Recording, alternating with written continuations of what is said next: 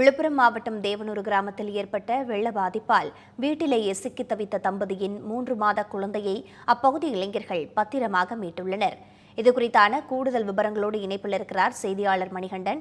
மணிகண்டன், தற்பொழுது வெள்ள பாதிப்புகளுக்கு இடையில் 3 மாத குழந்தையானது மீட்கப்பட்டிருக்கின்றது. அங்கு வெள்ள பாதிப்பு நிலவரங்கள் என்னவாக இருக்கின்றன? தற்பொழுது அங்கு இருக்கக்கூடிய மக்களின் நிலை என்னவாக இருக்கிறது?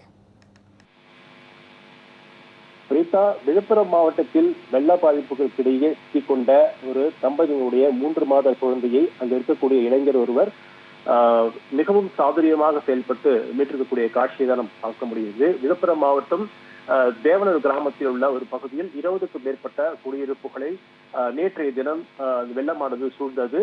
முதல் தளம் வரைக்கும் அந்த வெள்ள நீர் சென்று கொண்டிருந்ததால் அவர்கள் செய்வதறியாது மொட்டை மாடியில் தஞ்சமடைந்தனர். அங்கு இருக்கக்கூடிய சில இளைஞர்கள் அவர்களை மீட்கக்கூடிய அந்த பணியில் ஈடுபட்டார்கள்.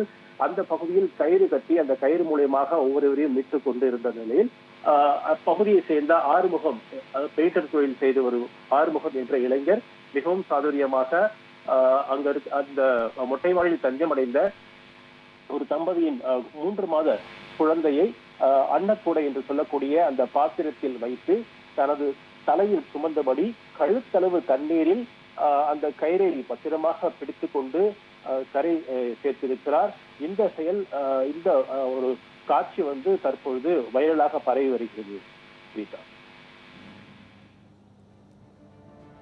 விவரங்களை வழங்கியமைக்கு நன்றி மணிகண்டன்.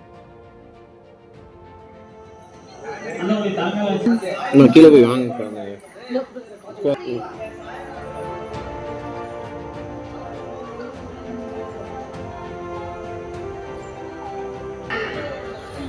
ஆமா